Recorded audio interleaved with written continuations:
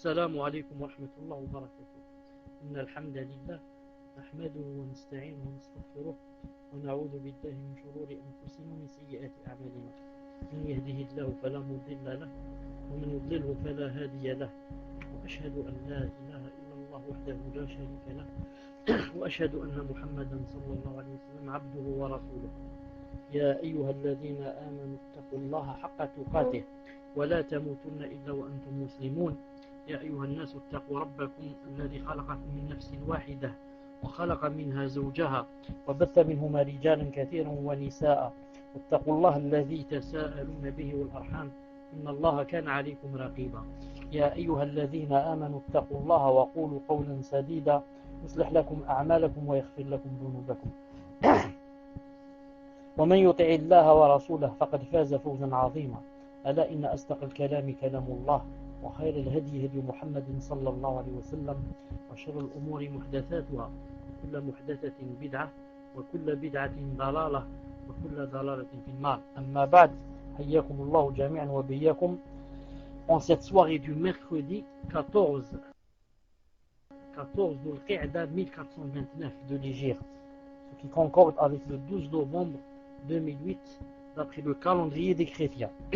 Nous sommes, Inch'Allah Ta'ala, au 43e cours de la personnalité musulmane. Afwan, 42e cours de la personnalité musulmane. Bi'idhnillah Azza wa Jal. Le titre d'aujourd'hui, Inch'Allah Ta'ala, c'est Elle est modeste. Elle est modeste. Vous écrivez, Inch'Allah Ta'ala, Elle est modeste. C'est un sous-chapitre, c'est le 38e sous-chapitre. Elle est modeste. Alhamdulillah. La modestie étant l'antidote de l'arrogance, une musulmane sincère ne saurait être que modeste, bienveillante et sensible aux autres personnes. Autant l'islam a interdit l'arrogance et a mis en évidence ses conséquences néfastes, autant pour l'éradiquer, il a recommandé la modestie et l'humilité par égard à Allah Azza wa Jal. Le messager d'Allah sallallahu alayhi wa sallam a dit dans un hadith authentique, il a dit: aucun serviteur ne fait montre de modestie par amour d'Allah sans qu'Allah Azza wa Jal élève son rang. Rapporté par Muslim, voir Sharh Sahih Muslim, volume 16, page 141. Je répète, aucun serviteur, c'est-à-dire qu'il soit un homme ou une femme, ne fait montre de modestie, tawada, par amour d'Allah Azza wa Jal. C'est quoi la récompense? Sans qu'Allah Azza wa Jal élève son rang. Donc si quelqu'un veut que son rang soit élevé, ce n'est pas en étant arrogant, mais au contraire en étant modeste. Plus tu es modeste, plus Allah Azza wa Jal te fait élever de rang dans ce bas monde ainsi que dans l'autre. Il a également dit, sallallahu alayhi wa sallam, Allah m'a révélé, pas dans le Coran, bien sûr, pas dans le Coran, Allah Ta'ala m'a révélé, soyez modestes, et pour que nul d'entre vous ne se vante devant l'autre, et nul n'opprime l'autre. Hadith rapporté par Muslim dans son Sahih. En méditant la vie du prophète alayhi salatu salam, la musulmane y trouvera la concrétisation même de la modestie, de la gentillesse, de la spontanéité et de la bienveillance vis-à-vis des gens. Son statut de prophète alayhi salatu salam et de chef de la communauté ne l'empêchait guère de faire montre d'humilité et de paraître âgé d'Allah alayhi salatu salam. Quand il passait près des enfants en train de jouer, il s'arrêtait, les saluait et plaisantait avec eux. Voilà, dites-moi si le son est bon. C'est-à-dire, est-ce qu'il est clair? Je répète, le messager d'Allah sallallahu alayhi wa sallam, quand il passait près des enfants qui étaient en train de jouer, qu'est-ce qu'il faisait? Il s'arrêtait, les saluait, Assalamu alaykum, et plaisantait avec eux. On rapporte que Anas ibn Malik radiyallahu ta'ala anhu salua une fois, ou la salua des enfants qui étaient sur son passage. Puis il a dit, le prophète alayhi salam agissait ainsi. Rapporté par Bukhari Muslim. Donc même les compagnons radiyallahu ta'ala anhum imitaient le messager alayhi salam dans ce très beau comportement, le fait de se montrer très modeste, au point où, même étant âgé, même ayant de la science, même étant riche, quand on rencontre un enfant, on lui dit salam alaykum wa rahmatullah. Et on le fait par modestie et pour avoir la récompense devant Allah Azza wa Jal. On ne le fait pas pour que les gens parlent de nous et disent il est modeste. Mais on le fait pour Allah Azza wa Jal, pour avoir des récompenses et pour être élevé de rang dans cette dunya et dans l'autre. On rapporte aussi que le messager d'Allah sallallahu alayhi wa sallam était tellement modeste qu'il arrivait que l'une des jeunottes esclaves de Médine le prenne par la main et le guide là où elle voulait pour qu'il lui rende service. Elle est rapportée par Bukhari. Voir Fath al-Bari, volume 10, page 489. Le messager d'Allah sallallahu alayhi wa sallam était tellement modeste que il arrivait que vienne une esclave, une jeune esclave, qu'est-ce qu'elle fait? Elle le prend par la main et le guide à travers les rues de Médine jusqu'à ce qu'elle arrive avec lui à l'endroit où elle veut qu'il lui rende service sallallahu alayhi wa sallam. Regardez, yani Nabi sallallahu alayhi wa sallam et de l'autre côté une esclave, une jeune. Allah lui prend la main, le commande et le guide là où elle veut jusqu'à ce qu'il lui exauce son vœu. Le récit suivant de Tamim ibn Asad illustre de manière édifiante la modestie et l'affabilité du messager d'Allah sallallahu alayhi wa sallam. Muslim rapporte que Tamim ibn Asad radiyallahu ta'ala anhu a dit, arrivé auprès du messager d'Allah sallallahu alayhi wa sallam tandis qu'il prononçait un serment, je lui dis, ô messager d'Allah, un homme étranger qui ignore tout de sa religion est venu t'interroger là-dessus. Il interrompit alors son sermon et se dirigea vers moi. On lui apporta un tabouret sur lequel il s'assit, puis il se mit à enseigner de ce que Allah Azza wa Jal lui a enseigné. Yani, il se met à enseigner à cette personne. Ensuite, il a repris son sermon alayhi salam jusqu'à la fin. Hadith rapporté par Muslim. Ainsi, vous remarquez, un homme étranger sollicitant un entretien avec un prophète ou un chef d'État vient à Médine, la capitale de l'État islamique, et accède à la mosquée sans aucun obstacle. Il n'est empêché ni par des barrières ni par une garde spéciale. Puis, lorsqu'il s'avance vers le messager d'Allah alayhi salatu salam, qui fait un sermon aux croyants, moi j'ai lu dans Sahih Muslim qu'il était alayhi salatu salam sur le minbar, personne ne s'oppose à lui ou bien essaye de l'en dissuader. Il suit son chemin sans être dérangé et va même jusqu'à oser interrompre le sermon. Ensuite, et c'est là le summum de la modestie, le messager d'Allah alayhi salam suspend son serment et répond à sa demande en toute gentillesse.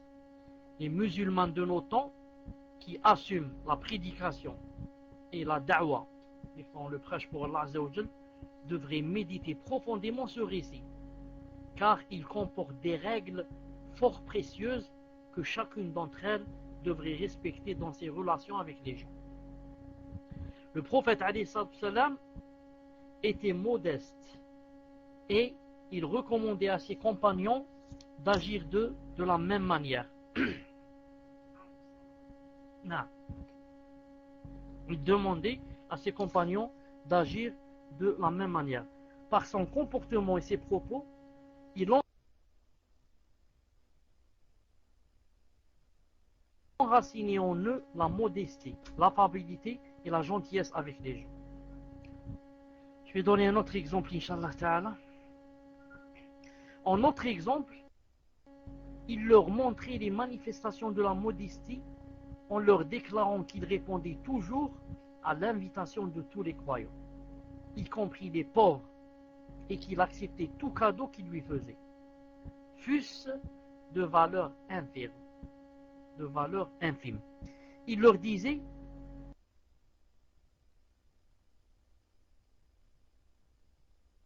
qu'est-ce qu'il disait alayhi salam? Il disait que 2 cas, je répondrai à l'invitation. Et que l'on m'offre l'épaule d'un mouton ou bien le pied, dans les 2 cas, j'accepterai l'offre. Hadith rapporté par Bukhari. Non. Même si c'est un pied et vous me l'offrez comme cadeau, je l'accepte. Non. Que la personne qui l'invite soit riche ou que la personne qui l'invite soit la plus pauvre de la ville. Non. 39e, vous écrivez: la musulmane, vous écrivez, elle adopte la modération dans sa tenue et son apparence. Elle adopte la modération dans sa tenue et son apparence.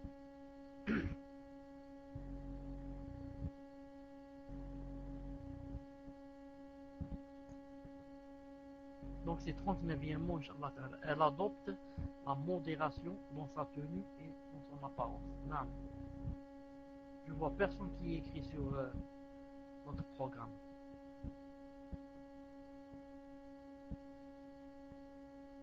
Oui. Ahmadallah, si tu es avec nous, écris. Si tu es avec nous dans le e-chatter, écris. Elle adopte la modération dans sa tenue et son apparence.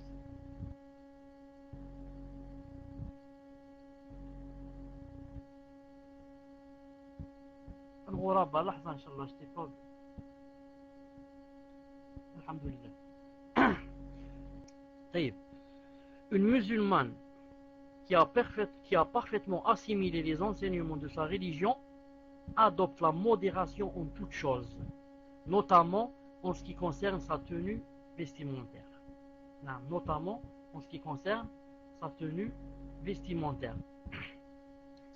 Bien qu'elle doive tenir à avoir une bonne apparence, elle évite l'extravagance et l'outrecuidance. Elle ne se laisse pas influencer par les voix suspectes qui l'incitent à être à jour. Non, mais elle doit être à jour, comme ça dit certaines voix. On doit être à jour en suivant la mode et ainsi à faire de l'apparence vestimentaire son souci principal, quitte à gaspiller son argent et son temps pour se sentir acceptable et intégré, comme le font certaines femmes ignorantes et peu utiles. Aussi, ne néglige-t-elle pas son apparence et son élégance modérée? Sur cette question, elle doit respecter les limites de la modération, qui est l'une des qualités que le Coran attribue exclusivement aux serviteurs du tout miséricordieux, Ibadur Rahman. Allah Ta'ala a dit, Coran 25, 67, il a dit: ceux qui, lorsqu'ils dépensent, ne sont ni prodigues ni avares, mais se tiennent au juste milieu. والذين إذا أنفقوا لم يسرفوا ولم يقتروا وكان بين ذلك قواما. نعم سورة الفرقان. نعم سورة الفرقان. Donc elle est au juste milieu, elle est modérée. La musulmane doit se garder de sombrer dans la servitude, à l'égard de la mode, car elle risque de devenir une esclave de la mode. Cette coutume vestimentaire, gérée par des maisons de couture, dont les commanditaires sont dénués de toute vertu et ne se soucient guère du bien de la femme en général et la femme musulmane en particulier. Donc elle doit donc se garder de cette servitude vis-à-vis du luxe, car c'est une attitude condamnée par l'islam en raison de ses conséquences néfastes. Le messager d'Allah alayhi salatu salam a dit: malheureux est celui qui se fait serviteur du dinar, du dirham, du vêtement de velours et de l'habit de haute laine. Celui qui, lorsqu'on lui offre un bien quelconque, il est satisfait, sinon il est mécontent. Rapporté par Bukhari et Muslim. Vous avez remarqué ce qu'il a dit alayhi salam? Il a dit quelque chose de très grave. Il a dit: malheureux est celui qui se fait serviteur du dinar. Ta'isa abdul dinar, ta'isa abdul dirham. naam, on peut devenir un serviteur du dinar, un esclave. Abd, naam, un esclave. On peut devenir un esclave du dirham. On peut devenir un esclave de l'euro. On peut devenir un esclave du dollar. Et comme ça, naam. Devenir un esclave, abd. Malheureux est celui qui devient l'esclave de quoi? Au lieu de devenir l'esclave, naam. Allah Azza wa Jal, il est l'esclave de qui? Il est l'esclave du dinar, l'esclave du dirham, l'esclave du vêtement de velours et l'esclave de l'habit de haute laine. S'enorgueillir de son apparence, se vêtir de luxe par pure ostentation et pour se pavaner devant les autres sont des attitudes condamnées et interdites par l'islam. Cette interdiction est à même de préserver la musulmane de tout excès vestimentaire susceptible de la mener à adopter des attitudes indiquées. Le messager d'Allah a dit, écoutez bien le hadith qui va venir, a dit, alors qu'un homme se pavane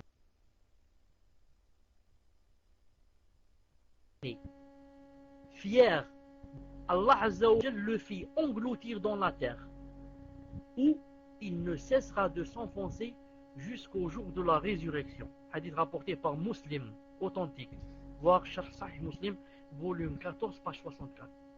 Il y a un homme autrefois, avant le messager d'Allah, peut-être au temps de Moussa alayhi salam, peut-être au temps de Isa alayhi salam, il n'a pas dit quand. Il se pavanait, ayant mis un double châle sur lui, se sentant très beau et arrogant, il a commencé à se pavaner en marchant dans la rue. Alors Allah Azza wa Jalla l'a puni en lui faisant quoi? En faisant ouvrir la terre, le sol sous lui, et il est descendu, et non seulement il est descendu, mais encore il ne cesse de descendre jusqu'à aujourd'hui, et il ne cessera de descendre jusqu'au jour de la résurrection. Maintenant qu'on est en train de parler, il est en train de descendre. Cette personne est en train de descendre. Subhanallah. C'est le châtiment de celui qui, lorsqu'il s'habille, il veut se pavaner devant les gens. La toilette licite et l'élégance légale sont autorisées par l'islam. Elles sont même recommandées, car elles font partie des bonnes choses qu'Allah Azza wa Jal a permises aux croyants et aux croyantes. Cependant, cela ne doit aucunement pousser la musulmane à l'extravagance ou à l'excès. D'ailleurs, si vous vous rappelez bien, on a fait dans le cours de la musulmane, on a fait 2 ou 3 cours spécialement sur comment qu'elle s'habille, comment qu'elle se coiffe, comment qu'elle se lave, comment ceci, comment cela. Et on a montré que l'islam était contre la saleté, l'islam était contre ceux qui s'habillent de lambeaux, etc. Mais il ne faut pas exagérer dans les deux sens. Ni dans le sens où on devient comme un clochard et très sale, ni dans le sens où s'habiller jusqu'à se pavaner et devenir arrogant. Cependant, cela ne doit aucunement pousser la musulmane à l'extravagance ou à l'excès. Elle doit adopter une attitude modérée, celle recommandée par l'islam. Cette attitude sage est l'une des caractéristiques qui distinguent la femme modérée et pondérée de la femme frivole et stupide. Ni excès ni négligence. Telle est la règle que toute musulmane doit observer sur le plan vestimentaire. Ni excès ni négligence. Ni excès au point d'acheter des choses avec des milliers d'euros, ni négligent au point de s'habiller avec des vêtements troués et des lambeaux. Et jusqu'au point où les gens disent qui c'est celui-là, c'est un clochard ou c'est qui? Non, pas à ce point. Son apparence, l'apparence de la musulmane, ne doit être ni exagérée et ostentatoire, ni négligée et misérable. Comme nous l'avons précisé dans un chapitre précédent, négliger son apparence ne représente en rien un acte de renoncement ou bien d'ascèse, zuhd, susceptible d'entraîner l'agrément d'Allah. La modestie et l'ascèse ne résident donc pas dans les habits qu'on porte, mais se manifestent surtout à travers la conduite et le comportement qu'on adopte envers les gens. Nous arrivons ainsi à la conclusion suivante. Quand une belle tenue vestimentaire est portée par pure ostentation et dans l'intention de se vanter devant les gens, elle devient interdite. Car Allah Azza wa Jal n'apprécie point l'arrogance et la vantardise. Et quand par contre, une belle tenue vestimentaire est portée pour faire apparaître en tant qu'attribution accordée par Allah, elle représente alors un acte d'obéissance méritant la récompense et la rétribution d'Allah Azza wa Jal. Donc, cela dépend pourquoi je mets la belle tenue. La belle tenue, je vais mettre, cela dépend avec quelle intention je vais la mettre. Est-ce que c'est pour faire apparaître les bienfaits accordés par Allah, ou bien c'est pour l'ostentation, me vanter? Dans le premier cas, j'ai des récompenses. Dans le deuxième et le dernier, j'ai des quoi? J'ai des sayyi'at. Naam. J'ai des... comment on dit sayyi'at en français? Naam. Je ne sais pas le mot. Al-Muhim. Faire apparaître les bienfaits accordés par Allah, faire apparaître les bienfaits accordés par Allah, signifie qu'on ne doit pas, par pure avarice, se priver de jouir des bienfaits qu'on a acquis. Car il s'agit là d'une attitude qui attire le mépris des gens et qui ne garantit aucune récompense auprès d'Allah Azza wa Jal. Se vêtir par ostentation, ça nous donne des péchés. Et, comme le précise le messager d'Allah alayhi salam dans un hadith, manifester les bienfaits qu'Allah nous a accordés est un acte de reconnaissance qu'Allah Azza wa Jal apprécie. Et comme l'affirme Cheikh l'Islam Ibn Taymiyyah rahimahullah, voir Majmou' al-Fatawa, volume 22, page 138-139. Qu'est-ce qu'il a dit? Il a dit: négliger son apparence par avarice relève de la mesquinerie. Je répète, négliger son apparence par avarice relève de la mesquinerie. Et le faire en croyant que c'est un acte d'adoration relève du péché, puisqu'il mène à s'interdire ce qu'Allah Azza wa Jal a déclaré licite. Je répète, qu'est-ce qu'il a dit? Négliger son apparence par avarice relève de la mesquinerie.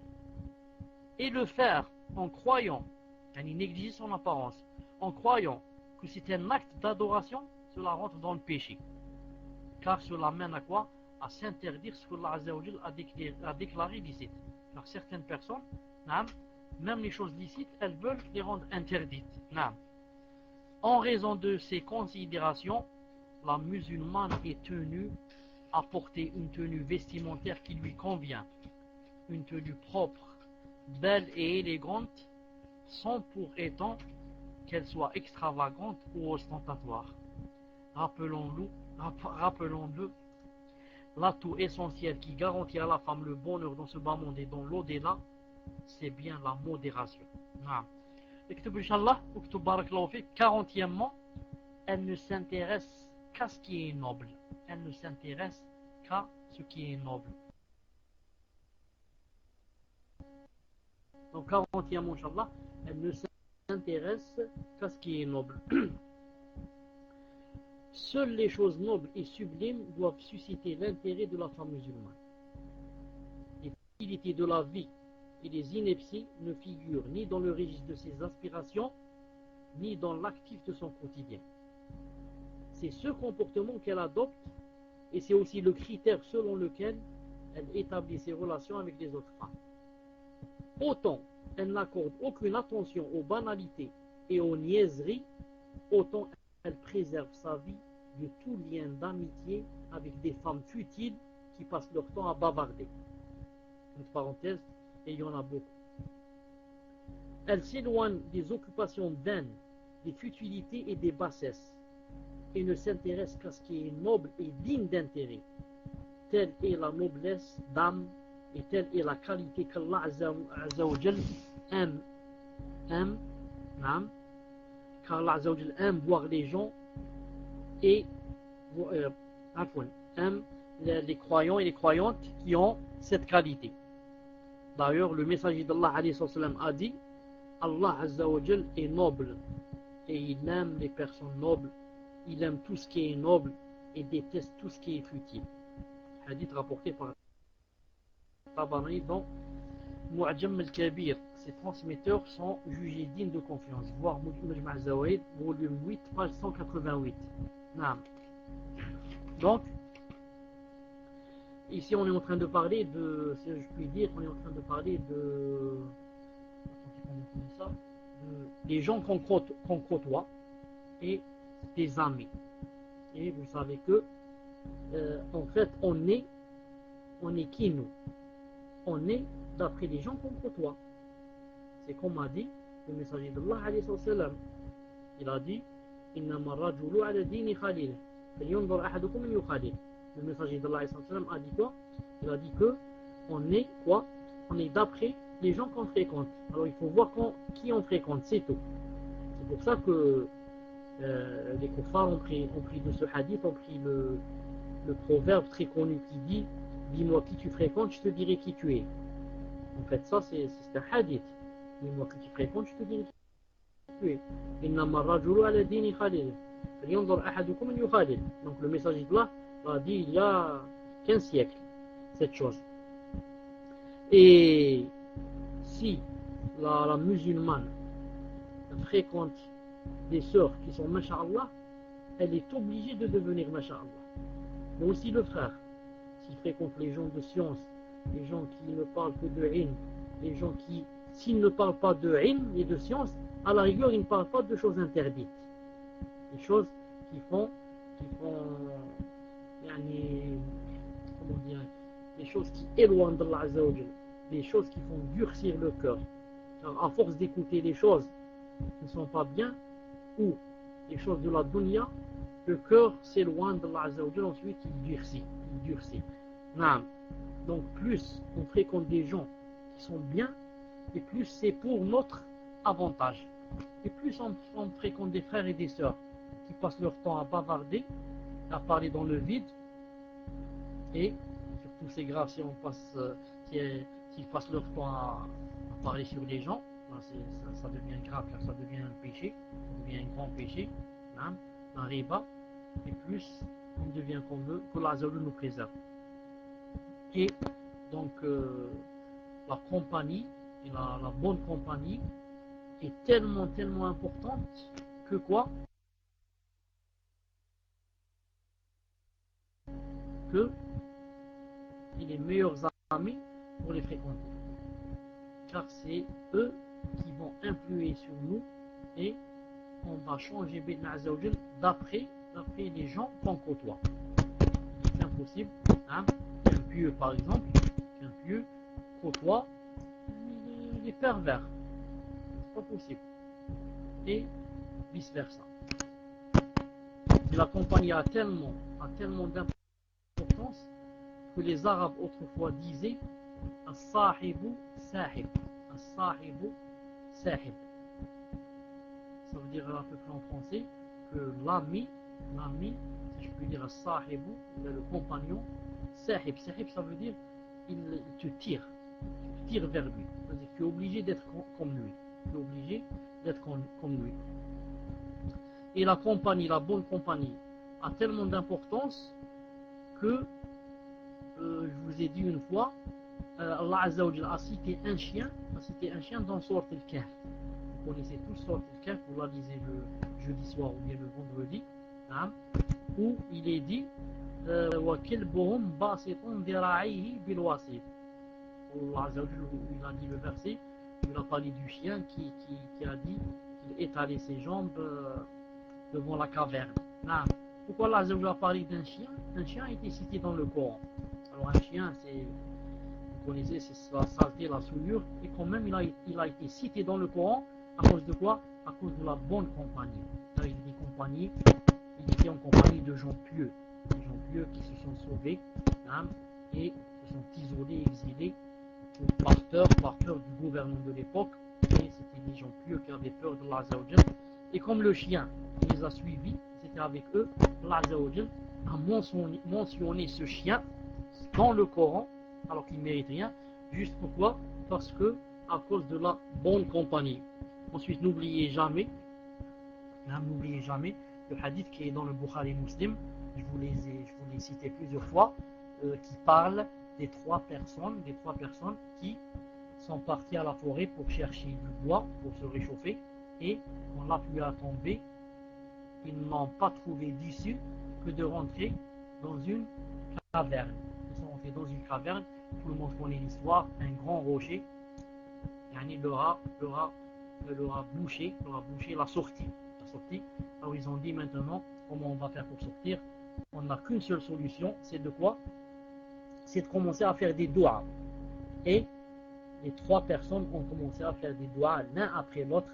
Vous connaissez l'histoire en détail, c'est pas la peine de la citer. L'essentiel c'est quoi? Qu'est-ce qu'on tire comme profit? On tire comme profit que, regardez la bonne compagnie. Regardez, quand on est en bonne compagnie, on tombe dans un problème et alhamdoulilah, Allah Azza wa Jalla a fait une issue. Parce que les trois étaient des gens pieux. Les trois étaient des gens qui ont fait des choses fi sabilillah. L'autre qui ne mangeait pas et ne buvait pas sans avoir commencé par son père et sa mère, et l'autre qui n'a pas voulu faire la zina avec sa cousine par peur d'Allah Azza wa Jalla, et le troisième qui a fait travailler quelqu'un chez lui. Cette personne, quand il l'a payé, n'a pas accepté la paye, elle est partie, et l'autre a fait marcher son argent dans les affaires, etc. Quand il est revenu, il lui a donné tout ce qu'il a, tout le capital et la réponse, c'était beaucoup de choses. Il a donné par peur de l'Azza wa Jalla. Sinon, il pouvait garder tout cela et dire à l'autre, voilà, je devais te donner 100 euros, tu les as pas pris, tu es venu maintenant, voilà tes 100 euros.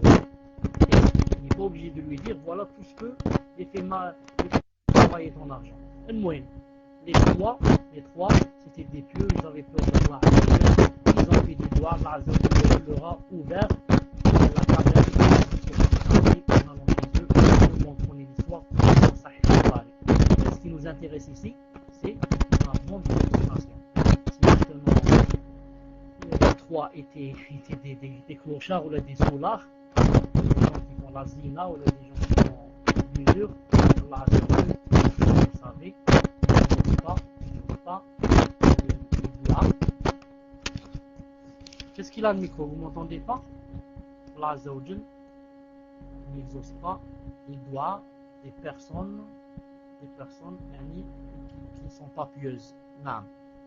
Et je dirais encore mieux que cela, rappelez-vous, toujours dans la bonne fréquentation, rappelez-vous que la mauvaise fréquentation peut faire rentrer en enfer, éternellement, éternellement. Comme ça s'est passé à qui? Ça s'est passé à l'oncle du messager d'Allah, alayhi salatu salam, Abu Talib. Abu Talib, l'oncle du messager d'Allah, sallallahu alayhi wa sallam. Tout le monde sait que quand il était en train d'agoniser avant de mourir, le messager d'Allah est venu lui parler de l'islam. Il lui a dit, mon oncle, dis seulement cette phrase, c'est-à-dire Shahadu la ilaha illallah, Shahadu Muhammad abdu wa rasuluhu, et demain c'est moi qui te défendra devant Allah Azza wa Jal. Et il avait hésité à dire cette phrase, et peut-être même qu'il allait la dire. Et voilà que brusquement, Abu Jahl et Abdullah ibn Abi Umayya, deux grands kuffars qui étaient présents, lui ont dit, comment oserais-tu renier la religion de tes ancêtres, et tu vas maintenant changer de religion. Alors, bien sûr, ils l'ont convaincu et il n'est pas rentré en islam et il est mort kafir, et c'est un éternel enfer qui l'attend, que l'Azza nous préserve. Tout ceci à cause de quoi? La mauvaise fréquentation. Si ce n'était pas Abu Jahl et l'autre Abdullah ibn Abi Umayya qui était présent, si c'était Abu Hurayra qui était présent, ou bien Mu'adh ibn Jabal, il l'aurait dit, Naam, fais comme te dit le messager d'Allah, rentre en islam. Mais la mauvaise fréquentation, comme vous voyez, elle peut faire rentrer quelqu'un éternel en enfer. Allah Azza wa Jal nous préserve. Naam. Voilà pour aujourd'hui, Inch'Allah Ta'ala. Mettez, Inch'Allah Ta'ala, le Coran. On se rencontre dans 5 ou 10 minutes. Subhanahu wa bihamdik. Ashhadu an la ilaha illa anta astaghfiruka wa atubu ilayk. J'espère que les questions seront prêtes. Bi'idhnillahi Azza wa Jal. Assalamu alaikum wa rahmatullahi wa barakatuh. Assalamu alaikum wa rahmatullahi wa barakatuh. Hayakumullah, encore une fois, on commence Inch'Allah Ta'ala sans tarder. On commence Bidna Azza wa Jal. Vous connaissez le règlement Inch'Allah Ta'ala. 2 sur le Paltalk et 1 sur le Itchater. Naam. On commence Inch'Allah Ta'ala par Salafiyya Inch'Allah Ta'ala. Ensuite, si quelqu'un remarque dans la salle la présence d'une sœur qui s'appelle Ansariyatun Salafiyya ou quelque chose comme ça. Salafiyatun Ansariyya ou quelque chose comme ça. Qu'ils me le disent, Inch'Allah Ta'ala. Fadhal, Inch'Allah, on commence. Il n'y a personne qui lit la question. Je suis en train d'attendre. Ça fait déjà presque 1 minute. Il n'y a personne qui a lu la question. Fadhal. Salam alaikum wa rahmatullah. Excusez-moi parce que j'avais pas le micro, il passait pas. Alhamdulillah. Donc la question de Salafien, Inch'Allah. Salam alaikum, Shir. Une ourte dit avoir lu plusieurs fois que mode mutnam. Excusez-moi. Donc je répète la question. Salam alaikum, Shir. Une ourte dit avoir lu plusieurs fois que dès lors que la femme est ménopausée, celle-ci peut enlever son voile. Est-ce que c'est sahih? Barakallahu fikum, hayakumullah, qu'Allah vous accorde le firdaus. Amin. Voilà, Cheikh, tfaddal bijawab, Inch'Allah. Wa alaykum salam wa rahmatullah wa barakatuh. En fait, cette chose qu'elle vient de dire, Inch'Allah Ta'ala, ce qu'elle vient de lire, elle ne l'a pas bien comprise. Non, elle ne l'a pas bien comprise. Et ce n'est pas chaque femme qui est dans la ménopause qui peut enlever le voile. Sinon, alors toute femme qui a 50 ans, ou 45 et plus, alors elle va enlever le hijab, le jilbab, et elle va marcher comme ça dans la rue en montrant ses cheveux et ça. Non, ce n'est pas comme ça, Inch'Allah Ta'ala, mais quand elle est en ménopause et qu'elle est assez vieille, non, et qu'elle n'a plus dans son intention de se marier, non, dans ce cas, quand elle est dans la maison, non, elle a le droit d'alléger un peu, non, en ce qui concerne son voile. Mais l'enlever complètement devant les étrangers, les gens qui sont étrangers, elle n'a pas le droit de cela jusqu'à ce qu'elle rencontre Allah subhanahu wa ta'ala. C'est juste une question d'alléger un peu en classe. Elle n'a plus envie de se marier quand elle a atteint l'âge de la ménopause. Je voudrais dire à Salafia Ansariyatun, si elle est là, elle écrit numéro 1, je lui ai enlevé le rouge, si c'est elle. De toute façon, Inch'Allah Ta'ala, pour vous donner des détails de quoi elle doit alléger, car certains doivent se poser la question, elle allège comment, etc. Je le ferai, Inch'Allah Ta'ala, très bientôt. Très bientôt, Inch'Allah, je vous dirai exactement ce qu'elle doit faire, car c'est très important par rapport à la femme, bien sûr. Non. J'attends un salut. Est-ce qu'elle a écrit numéro 1 sur le partant? Et pour ne pas perdre de temps, on passe à l'autre question, Inch'Allah Ta'ala. Cheikh, naam, elle est là, hein, sur le paltok, elle a mis donc un message. Donc la question c'est Mohamed 83 460. On vous a enlevé le raid, Inch'Allah, posez votre question. Mohamed, vous êtes avec nous? Mohamed 83 460. Si vous n'arrivez pas à poser la question sur le tableau, posez-la en 2 fois, 3 fois. Si elle passe pas. Sinon, en PV. Inch'Allah. Naam, il y a des personnes qui invitent dans d'autres salons. N'hésitez pas à nous le dire en PV et n'acceptez pas l'invitation. Mais de toute façon, ce sont des salons de sectes. Donc si on peut pas, on va passer au suivant. Si vous n'arrivez pas, Mohamed, passez votre question en PV si vous n'arrivez pas à la mettre sur le salon. Alors, Abdel Wahid, je vous ai enlevé le raid, à vous de poser la question. Tfaddal, Akhi. Abdel Wahid, à vous de poser la question sur le tableau, Inch'Allah, allez-y. Je vous ai enlevé le raid. Pour pas perdre de temps, Inch'Allah, préparez vos questions à l'avance. Déjà, on gagne du temps et en même temps, le cheikh, il fait pas des efforts pour rien. Il vient pour répondre à vos questions. Donc, faites un effort de votre côté, Inch'Allah. Barakallahu fikum. Abdel Wahid, vous êtes avec nous, Inch'Allah? Je vous laisse le micro, cheikh. Tfaddal, cheikh. Non, j'ai pas compris où est la question, je la vois pas, ni je l'ai entendue. Je ne vois ni la question, ni je l'ai entendue. Voyez, alors moi, pour que je ne perde pas de temps, je parle à Ansariya. Est-ce que c'est toi qui a soulevé la question de la tombe? On a parlé une fois de la tombe et du moment qu'on passe là-bas. Est-ce que c'est toi? Non. C'est toi qui es numéro 1 parce que moi j'ai une question à te poser. Si c'est toi, j'attends Inch'Allah la réponse. Sur le passeport. Pour ne pas perdre de temps, je vous laisse le micro pour lire la question.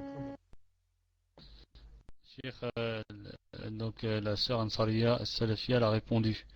Donc moi je vais lire la question. Après, Inch'Allah, vous lui poserez votre question. La question de Abdel Wahid.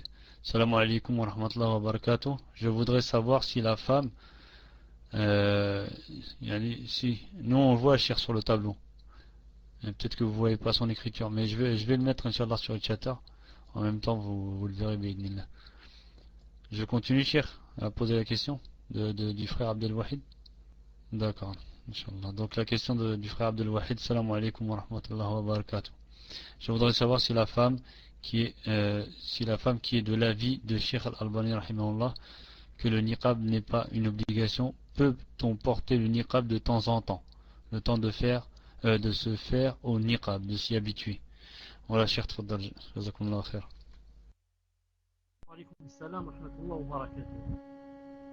Naam, en ce qui concerne la femme naam, qui a été convaincue de l'avis de Cheikh Al-Albani rahimahullah, et entre parenthèses, c'est l'avis des 4 écoles, Imam Malik et Abu Hanifa, Shafi'i et Imam Ahmed, qu'il n'est pas obligé pour la femme de cacher son visage. Dans ce cas,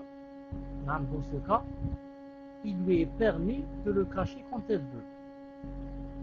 Je répète, si elle est convaincue qu'il n'est pas obligé pour la femme qu'elle cache son visage, et maintenant qu'elle veut le cacher avec l'intention pour s'habituer à le cacher plus tard, qu'elle le fasse.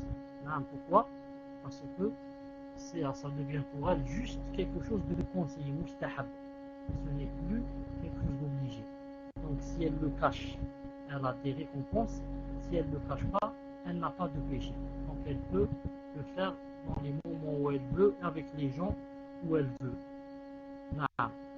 Le prochain. Donc je reviens à Ansariyatun. Puisque moi je n'ai pas trouvé le hadith, je l'ai bien cherché, je ne l'ai pas trouvé. Le hadith qui parle du moment qu'on passe dans la tombe, et que je n'ai trouvé que le hadith qui dit du moment qu'on passe le jour de la résurrection. Je voudrais savoir maintenant, c'est-à-dire c'est moi qui vais poser la question, je voudrais savoir si tu peux me dire dans quel cours tu l'as entendu, dans quel cours, le numéro du cours où tu l'as entendu, et si c'est possible que tu réécoutes, car il me semble que c'est impossible que je dise par exemple une chose comme ça sans citer son dalil. Le dalil est un peu avant ou bien un peu après. Il est impossible que je dise comme ça c'est la durée sans dire vu le hadith authentique qui se trouve dans tel ou tel livre. C'est que ça m'a étonné et j'ai oublié de te poser cette question. Donc je te pose cette question. Ou du moins, si tu ne te rappelles pas très bien, du moins, Inch'Allah Ta'ala, dis-moi, essaye de me dire, de me donner au moins un mot du hadith, pour que je le cherche moi. Donne-moi un mot du hadith, comme j'ai dit dans le hadith, j'ai employé une phrase, le messager d'Allah a dit ceci. Donne-moi au moins une phrase du hadith pour pouvoir trouver ma suite, Inch'Allah Ta'ala. Bien sûr, ce n'est pas obligé pour aujourd'hui, mais Inch'Allah Ta'ala pour la prochaine fois. Wallahu Ta'ala a'lam. Tfadl Inch'Allah Ta'ala, suivant. Donc c'est la question sur Itchater, Inch'Allah. La question du frère Ibn Mustafa. Salam alaikum. Je voudrais parler avec le shir à la fin, Inch'Allah, barakallahu fikum. Donc le frère vous demande s'il peut vous parler à la fin du cours, shir. Et on passe donc à la question de Ubaydillah. Non, c'est pas ça. Donc c'est la même. D'accord, très bien. Donc je la lis. J'ai la question. C'est ça, Akhi Ibn Qayyim? Non? Donc c'est Islam Din. On va passer à Islam Din. Je vous enlève le raid. Islam Din, vous êtes avec nous, Inch'Allah? Voilà. Ça, c'est pas une question. C'est pas une question, celle de Ibn Mustafa. Donc je vais lire la question de Islam Din. Après on passe sur Paltok, Inch'Allah. Quand vous terminez Islam Din, mettez 1, Inch'Allah. Alhamdulillah. Mettez 1 si vous avez terminé. Salam alaikum, shir. Un de nos frères, avant de se rendre à la mosquée pour Salat Subh, fait l'adhan chez lui et prit 2 unités de prière al-Fajr. Vous voulez savoir si c'est bien ce que fait le frère, c'est ça, Islam Din? Que dites-vous donc de l'acte que fait le frère, c'est-à-dire le adhan qu'il fait chez lui et la prière, et les 2 unités de prière avant le Fajr? Voilà. C'est bien ça, Islam Din? Fadal Cheikh Biljawab, Inch'Allah. J'espère que vous avez compris. Alaykoum salam, rahmatullah wa barakatuh. Je ne sais pas ce qui se passe pour les admins, mais je vais lire la question pour ne pas perdre de temps. Salam alaikum. Un de nos frères, avant de se rendre à la mosquée pour la salat subh, fait l'adhan chez lui et prit 2 unités de Fajr, prière al-Fajr. Qu'en dites-vous, cheikh, de l'acte qui est l'adhan? Jawab, bismillah ar-Rahman ar-Rahim, wa salatu salam ala ashraf al-mursalin. Le adhan, on ne le fait que pour faire la salat obligatoire. Quand je vais faire la salat obligatoire, je fais le adhan bi'idna azza wa jal. Maintenant, pour cette personne, ce qu'elle doit faire, elle doit faire une nafila, salat al-fajr, les 2 rak'at, elle les fait à la maison sans adhan. Elle les fait à la maison sans adhan. Ensuite, elle va à la mosquée pour faire la prière en groupe. Ce n'est pas la peine qu'elle fasse le adhan parce qu'elle ne va pas faire l'obligatoire à la maison. Si par exemple elle va aller faire salat subh à la maison, elle fait l'adhan, ensuite elle fait la prière du fajr, ensuite la prière du subh. C'est comme on fait l'adhan à la maison, on fait les 4 avant le dhuhr et ensuite on fait salat al-dhuhr. Ensuite je fais une autre remarque, la question des fois sur le paltok et sur le hitchater, des fois ce n'est pas la même, ou bien des fois elle est plus courte. Je viens de remarquer que sur le hitchater, la sœur a dit, est-ce qu'en faisant cela elle est hypocrite, etc., en mettant le niqab de temps en temps, et ça n'a pas été cité sur le paltok. Donc je réponds à la sœur, je dis que ça ne rentre pas dans l'hypocrisie, mais ça rentre dans l'hypocrisie quand par exemple elle est convaincue que le niqab est obligatoire et elle le met devant les uns et l'enlève devant d'autres. Dans ce cas, elle rentre dans l'hypocrisie. Mais maintenant c'est le contraire. Elle n'est pas convaincue qu'il est obligatoire et elle veut le mettre de temps en temps. Dans ce cas, c'est l'inverse. Wallahu ta'ala alam. Je vous redonne le micro. Est-ce que vous m'entendez, Inch'Allah? Parce que quand je parle, je pense qu'on m'entend, Shir, sur Paltok. Akhi Ibn Qayyim, tu m'entends, Inch'Allah? Alhamdulillah. Parce que j'ai lu la question, Shir. Et donc, je sais pas si vous m'avez entendu tout à l'heure. Vous m'entendez, Shir? Inch'Allah, d'accord. Donc, on passe. La question, c'est le frère, c'est Hajjot. Je vous ai enlevé le raid. D'accord, je vous enlève le raid. À vous de poser la question, Inch'Allah. Barakallahu fik. Pour pas perdre de temps, allez-y. Préparez vos questions plus rapidement, Inch'Allah. Et dès qu'on vous enlève le raid, posez votre question sur le tableau en 2 fois si vous pouvez pas. Si elle est longue, la question. Hajjot, vous êtes dans le salon avec nous, Inch'Allah? Sinon, on passe au suivant. Mettez 1 sur le salon. Donc on passe au suivant. Donc Muslim 029, vous êtes avec nous, Inch'Allah? Je vous enlève le raid. D'accord. Cheikh, vous nous entendez? Si vous ne nous entendez pas, alors le problème il est que vous devez sortir du salon et revenir parce que si vous ne nous entendez pas. Sur Paltalk, hein, bien sûr. D'accord. Barakallahu fik, akhi Hajjat. Donc la question, Cheikh, c'est la suivante. Salam alaikum, Cheikh. Qu'en est-il du hadith qui dit ne sera pas pardonné celui qui ne pardonnera pas? Comment se passera-t-il lors du jour des comptes si la personne à qui on a demandé pardon ici-bas refuse ce pardon? Est-ce que l'on sera châtié malgré cela? Y a-t-il des degrés de mal fait à autrui? Exemple, une personne qui fait du sihr. Naam. Naam, Cheikh, vous ne nous entendez pas, donc Cheikh, sortez, Inch'Allah, et revenez sur le salon. Parce que je pense que c'est ça. Je suis en train de lire là, Cheikh. Cheikh, vous m'entendez sur Itchater, Inch'Allah? Sur Itchater. Donc je pense que Cheikh ne nous entend pas. Juste un instant, Inch'Allah. Préparez vos questions, bi'idhnillah. Donc Cheikh, sortez, Inch'Allah, du salon et revenez. C'est la connexion. Vous n'avez pas une bonne connexion, sortez, revenez, Inch'Allah. Vous allez entendre, Inch'Allah. Inch'Allah, barakallahu fikum, Cheikh.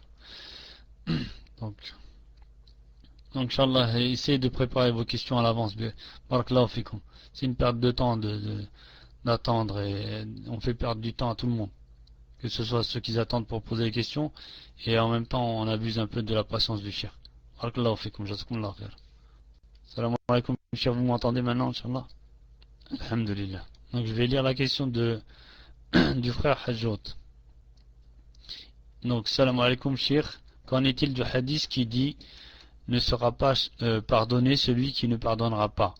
Comment se passera-t-il lors du jour des comptes si la personne à qui on a demandé pardon ici-bas refuse ce pardon? Est-ce qu'on sera châtié malgré cela? Y a-t-il des degrés de mal fait à autrui? Par exemple, une personne qui fait du sihr demande pardon, est-elle identique à une personne qui a volé et demande aussi pardon? Salam à votre épouse, qu'Allah vous préserve, Cheikh. Serait-il possible de vous poser une question assez urgente en privé? Ça sera pas long, Inch'Allah, barakallahu fikum. Voilà, Cheikh. تفضل إن شاء الله بالجواب. بارك الله فيك شيخ. Alaykoum salam wa rahmatullah wa barakatuh. Je n'ai pas bien entendu parce qu'il y avait l'écho. Parce que, ayant quitté les salons et quand je suis revenu, je n'avais pas mis le mute sur le paltok. C'est pour ça que je n'entendais que l'écho. Je demande au frère, Jazahullah khayran, de répéter la question, Inch'Allah ta'ala. Inch'Allah, il n'y a pas de souci, Cheikh. Barakallahu fikum. Donc la question du frère, c'est salam alaikum, Cheikh, qu'en est-il du hadith qui dit donc Inch'Allah, ne postez pas pendant que je lis, Inch'Allah, barakallahu fikum. Salam alaikum, Cheikh, qu'en est-il du hadith qui dit ne sera pas pardonné celui qui ne pardonnera pas? Comment se passera-t-il lors du jour des comptes si la personne à qui on a demandé pardon ici-bas refuse ce pardon? Est-ce que l'on sera châtié malgré cela? Y a-t-il des degrés de mal fait à autrui? Par exemple, Cheikh, une personne qui fait du sihr demande pardon, est-elle identique à une personne qui a volé et qui demande aussi pardon? Donc la suite, un salam à votre épouse, qu'Allah vous préserve, Cheikh. Serait-il possible de vous poser une question en privé, en PV? Inch'Allah, barakallahu fikum. Inch'Allah, vous avez compris la question, Inch'Allah. Alaykoum salam wa rahmatullah wa barakatuh. Pour commencer, je veux dire que je ne connais pas le hadith qui dit que celui qui ne pardonne pas ici ne sera pas pardonné là-bas. Non, je ne connais pas un hadith comme ça. Je connais le hadith qui dit que Man la yarham la yurham, que celui qui ne fait pas la miséricorde, Allah Ta'ala ne sera pas miséricordieux avec lui. Et je connais les hadiths qui disent qu'il faut pardonner, etc. Mais je ne connais pas un hadith comme ça qui dit celui qui ne pardonne pas ne sera pas pardonné. Si vous connaissez, vous dites-le moi, rappelez-le-moi. Je ne me souviens pas de connaître un hadith comme ça avec ces termes-là. Naam. Ensuite, nous, quand on demande à une personne de nous pardonner, hein, elle est libre entre pardonner et ne pas pardonner. Mais si elle pardonne, Allah Ta'ala aime les pardonneurs. Si elle pardonne, Allah Ta'ala aime les pardonneurs.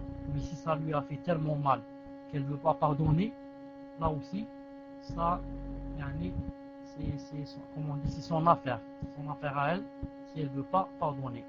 Mais le jour du jugement dernier, ou bien on lui donnera de nos récompenses, ou bien elle nous donnera, si on n'a pas assez de récompenses, elle nous donnera, cette personne elle-même, elle nous donnera de ses péchés, hein, ou bien peut-être qu'Allah Ta'ala, quand il lui fera montrer les récompenses et tout ce qu'il y a de délices qui attend les pardonneurs, peut-être, et j'en suis sûr que elle pardonnera.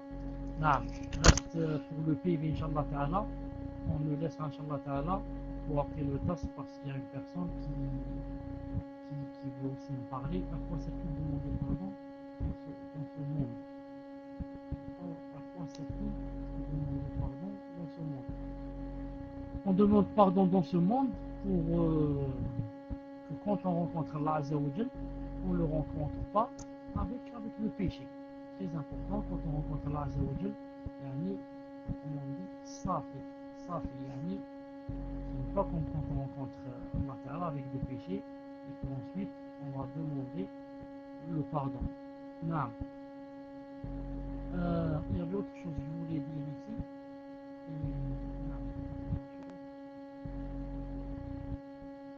Elle a dit, est-ce qu'il y a une différence quand on fait le sihr ou là quand on fait autre chose, quand on demande pardon? Non. C'est toujours la même chose. L'essentiel, c'est de demander le pardon. Car on peut, pour un petit péché, on peut se trouver en enfer. Non. Si Allah ne l'a pas pardonné, si la personne ne l'a pas pardonné. Et au contraire, après avoir fait un grand péché, si on demande le pardon, on peut se trouver au paradis. Si la personne a pardonné, et si Allah Azza wa Jal a pardonné. Wallahu ta'ala a'lam. Fadal Inch'Allah le suivant. Quant à mon épouse, alayki wa alayhi salam. Donc, Inch'Allah, on va passer à la question du frère Muslim 029.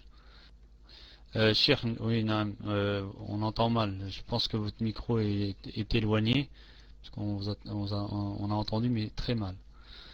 Donc, le frère, alors, Muslim 029 est avec nous, Inch'Allah, qui mette 1 sur le tableau s'il est avec nous et il pose sa question. En fait, mon micro était tombé, je ne l'ai pas remarqué. Je ne l'ai pas remarqué. C'est pour ça que si vous voulez me faire la remarque, il faut m'écrire dans les deux salons.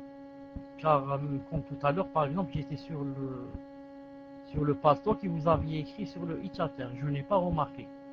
C'est pour ça que si vous voulez me faire la remarque, il faut écrire dans les deux salons, car des fois je suis ici, des fois je suis là-bas. Fadlan, Inch'Allah, prends le micro. Salam alaikum. Donc la question du frère Muslim 029, c'est la suivante, Cheikh. Salam alaikum wa rahmatullahi wa barakatuh. Je suis marchand, j'ai acheté un lot de vêtements pour le revendre, où se trouvent des représentations d'animaux, exemple le coq sportif. Le coq sportif, c'est pas une vraie photo de coq ou puma. Quel est le jugement, yani shara'i? J'ai plusieurs avis différents. Que dois-je faire étant donné que j'ai investi une forte somme dans ce lot? Jazakumullah khair. J'ai commencé à vendre sans savoir. Tfaddal, Inch'Allah, Cheikh, si vous avez entendu. Barakallahu fikum. Wa alaykum salam wa rahmatullahi wa barakatuh. Ça, en principe, on ne doit pas vendre des choses où il y a des représentations et des figurines. Il y a une chose, quand une personne, par exemple, disons par exemple qu'elle a vendu, si on supposait que cette personne a déjà vendu tous ses habits. Ensuite, elle vient d'apprendre qu'il ne faut pas vendre ce genre d'habits. Son argent est halal. Pourquoi? Parce qu'elle a appris que c'est interdit après avoir vendu. Mais ici, si vous remarquez, la personne a appris que c'est interdit avant de vendre, ou alors au moment où elle vendait. Au moment où elle vendait. Non. Je crois qu'elle a dit qu'elle a vendu déjà quelque chose. Non. Donc si cette personne a déjà vendu quelque chose de ses habits, les choses qu'elle a vendues, non, son argent c'est halal. Pourquoi? Parce qu'elle ne savait pas que c'était haram. Et maintenant, où elle a su que c'est interdit, si elle a dit, il y a plusieurs avis, si elle est de l'avis qui dit que rien n'est permis, même les petites choses comme ça, elle doit arrêter de vendre. Non, si elle est de l'autre avis qui dit les petites choses comme ça, non, pour les enfants, etc., c'est permis, dans ce cas, elle vend et la prochaine fois, elle s'en éloigne.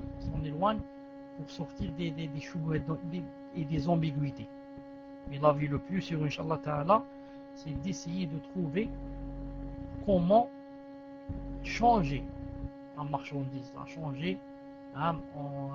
prenant cette marchandise, par exemple, chez un couturier, en lui disant, par exemple, de masquer la tête, ou bien de la teinter, ou bien de faire changer la figurine, de façon à ce que, ou bien elle paraisse pas du tout, ou bien qu'elle paraisse sans tête, au moins qu'elle paraisse sans tête. C'est l'avis le plus prudent. Bi'idhnillahi azza wa jal. Tfadal, Inch'Allah, le prochain. Donc on passe à Itchater, Inch'Allah. Faqira ilallah. Je vous enlève le raid, Inch'Allah, et posez votre question. Est-ce que vous m'entendez, Faqira ilallah? Alhamdulillah. Une fois la question posée, mettez 1 pour dire que c'est la fin. Inch'Allah, barakallahu fikum. Est-ce que la question est terminée? Inch'Allah. Alhamdulillah. D'accord. La question suivante, cher. Assalamu alaikum wa rahmatullahi wa barakatuh. Une personne voulant accomplir le Hajj. Son avion atterrit à Jeddah. Puis elle continue son voyage vers Al-Madina. Et ensuite se met en ihram à Dou al-Hudayfa. Al-Hulayfa. C'est ce qui est écrit sur la question. Son ihram est-il valide à partir de Dou al-Hulayfa? Ou bien elle aurait dû se mettre en ihram dans l'avion avant d'arriver à Jeddah? Jazakumullah khair. On va chercher la question. Tfaddal bil-jawab, jazakumullah khair. Vous savez que le messager d'Allah alayhi salam a bien montré quels sont les points qui sont ihram, qui sont ce qu'on appelle ihram, les points de sacralisation. D'après quoi? D'après les endroits, d'après les pays d'où on vient. Si c'est du Maghreb, c'est tel point. Si c'est du Yémen, c'est tel point. Si c'est... Et vous en France, je ne sais pas exactement où est le miqat chez vous. Le miqat, je ne sais pas pour ceux qui sont en France, où est-il? Toujours est-il que la personne doit faire le ihram, en avion. Quand je parle de ihram, c'est-à-dire doit mettre les habits si c'est un homme et dire labbayk Allahumma hajja, ou si c'est une hajja, ou bien si c'est umrah. Quand elle arrive à quoi? Si elle est en avion, quand elle arrive au miqat. Le miqat, quand on est en plein avion, on dit aux gens, par exemple dans 2 minutes on va rentrer au miqat. On va arriver au miqat. Donc ce n'est pas quand on descend de l'avion et on va à Jeddah, etc. Sauf si l'avion n'est pas passé par le miqat, sauf si c'est un avion qui n'est pas un avion qui va directement au Hajj, etc., mais qui fait du tourisme. Allah Azza wa Jal a'lam. Donc vous devez me dire, si vous voulez que je vous réponde, c'est quoi le miqat pour ceux qui partent de France, et est-ce que cette personne est partie de France ou d'où? On passe au suivant, le temps que la personne écrit, Inch'Allah ta'ala. On va passer donc à la question de Salafia 80, Inch'Allah. Je vous enlève le raid. Vous pouvez poser votre question. Alhamdulillah. Donc, pour la France, je crois, cher, c'est Doul Hulayfa, c'est bien ça. C'est pas la peine de klaxonner, Inch'Allah, barakallahu fikum. Je lis les questions, vous me dérangez là, je peux pas. Donc là Alam Shir, c'est bien ça, hein. C'est bien Dhul Hulayfa, c'est le miqat en provenance de la France. Ensuite ça dépend de quelle compagnie, mais en général c'est ça, Shir. Voilà, je vais lire la question, Shir, et je vous laisse le micro, Inch'Allah. Barakallahu fikum. Donc Assalamu alaikum, Shir. Ma mère a un sihr depuis 20 ans. Elle est tout le temps fatiguée, dort beaucoup et elle sent quelque chose monter et descendre dans sa poitrine. Elle a fait Ruqya plusieurs fois, mais à chaque fois ça revient. Et là, ça s'est empiré depuis qu'elle est revenue du pays d'origine. Elle a tout le temps mal à la tête. Mon père lui fait Ruqya, sur le coup ça part, mais peu de temps après ça revient. Pourtant, la Ruqya c'est très dur pour elle. On a l'impression qu'elle va étouffer. Que nous conseillez-vous de faire? Alors, et pouvez-vous répondre en Darija, Inch'Allah, en arabe, Darija, Inch'Allah. Barakallahu fikum, Cheikh. Alaykoum salam wa rahmatullah wa barakatuh. Avant de répondre à cette sœur, je reviens à l'autre qui a parlé de Miqat. Je dis, puisqu'on vient de me dire c'est le Miqat, c'est Abu Hulayfa. Donc, on voit maintenant si l'avion, quand il va de France vers l'Arabie Saoudite, s'il vole au-dessus du Miqat, au-dessus de Abu Hulayfa, moi je ne connais pas sa trajectoire, donc on doit faire l'ihram, c'est-à-dire le fait de dire la phrase en étant habillé, si on est un homme, on l'a dit à l'avion. Dans l'avion, on dit la phrase quand on est au-dessus du Miqat. Maintenant, si l'avion ne passe pas par cet endroit, mais qu'il atterrit à Jeddah, sans passer par le Miqat, donc là, on est obligé d'aller au Miqat, et c'est là-bas qu'on met les vêtements et qu'on dit Allahumma labbayka hajja. Donc ça dépend de la trajectoire qu'a pris l'avion. Est-ce qu'il est passé sur le Miqat ou il n'est pas passé? Quant à la réponse à la femme qui fait Ruqya, etc. Bismillahirrahmanirrahim, wa salatu wa salam ala ashraf al-mursalin. Alhamdulillah. Je disais que Bismillahirrahmanirrahim, wa salatu wa salam ala ashraf al-mursalin. الواحد اللي يدير الرقية لازم بإذن الله عز وجل يداوم عليها ولو حتى انه راح ينظر شوية ويحس باللي راح ينغم او لازم بإذن الله عز وجل يكمل حتى متى، حتى يكره الشيء اللي راه فيه ويروح عليه هذا السحر ولا هذا اللي راه يعسلو في السحر وهكذا، لأنه غير يتراخى شوية هذاك الشيطان وذاك الجن ولا راح يقول باللي هذا خلاص هذا ننجملو والحمد لله، يعني إنسان ما يداومش على هذا الشيء ويخاف وهكذا. ولهذا لازم الإنسان كي يدير الرقية كما قلت يداوم عليها ويتوكل على الله عز وجل، حتى بإذن الله عز وجل ينصروا على هذا الشيطان اللي راه معاه ولا على هذا الساحر ولا على هذا اللي راه يعس في السحر، لأن حتى السحر والعياذ بالله يرسلوا جن يعس هذاك السحر في الإنسان. إذا لازم الإنسان يصبر وما ينساش باللي راه يدي في الحسنات بإذن الله عز وجل على جل الضر اللي راه يقاسي فيه، الله عز وجل يأجر على هذا. وننصح حاجة أخرى، هو أنه الإنسان دائما أيضا يعني يشوف إلى المرض تاعو، يعني أكيد أنه مرض تاع رقية، أنه تارة يكون مرض عنده علاقة مع الطب ومشي مع الرقية، لهذا لازم يتيقن اللي المرض تاعو مثلا ماهوش لا طونسيون، لا طونسيون الضغط عارفين كامل بلي يدير السطر تاع الراس، السطر يعني ثقيل جدا، وما يكونش مثلا شقيقة اللي يعيطوا لها شقيقة، يعني راسها يسطر فيه النص يسطر ونص ما يسطرش، لأن إذا كانت مثل هذه الأمور الإنسان ما لازمش يعني يقصر في أخذ الدواء وفي الرجوع للطبيب أيضا ليعطيه باش يعطيه الوصفة المناسبة. احنا مجيتنا ندعو لهذه المرأة، نسأل الله العظيم رب العرش العظيم يشفيها، نسأل الله العظيم رب العرش العظيم يشفيها، وأن يذهب عنها بأس الشيطان، وأن يذهب عنها هذا الضرر، وأن يذهب عنها هذا المرض، وأن يشفيها عن قريب، وأن يعيد لها صحتها. Amin ya Rabbil Alamin. Tfaddal, Inch'Allah ta'ala, suivant. Donc on va passer à la question de Soufiane, Inch'Allah. Donc on vous a enlevé le raid. Soufiane, à vous, Inch'Allah, posez votre question. Alhamdulillah. Donc on a été posé en PV. Donc Soufiane demande, cher, Inch'Allah, une fois que la question est terminée, tu mets 1, Inch'Allah, Ibn al-Qayyim. Donc les questions, ils se posent sur le tableau, Inch'Allah, pas en PV. Pour certains frères, vous levez la main, Inch'Allah, dans le salon, et chacun son tour, bi'idhnillah. Barakallahu fikum. Donc, salam alaikum wa rahmatullah, cheikh. J'ai une question d'une sœur hospitalisée actuellement qui vous avait déjà posé une question par rapport à la balnéothérapie et à la morphine.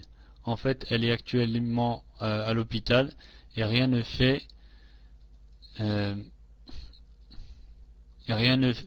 effet sur elle à part la morphine. Elle a pu éviter d'en prendre la semaine dernière, mais aujourd'hui les médecins la forcent à la prendre, voyant comment elle souffre. De plus, les médecins jugent qu'aucun traitement ne peut la soulager, et que si elle continue sans morphine, son corps va s'habituer aux médicaments et plus rien ne fera effet. Que doit-elle faire? Voilà, cher barakallahu fikum. Wa alaykoum salam wa rahmatullahi wa barakatuh. Je n'ai pas compris que ça veut dire ici la morphine. Si c'est une piqûre ou c'est quoi? J'attends la réponse. La morphine, c'est donc si on l'injecte, c'est un produit qui fait disparaître la douleur.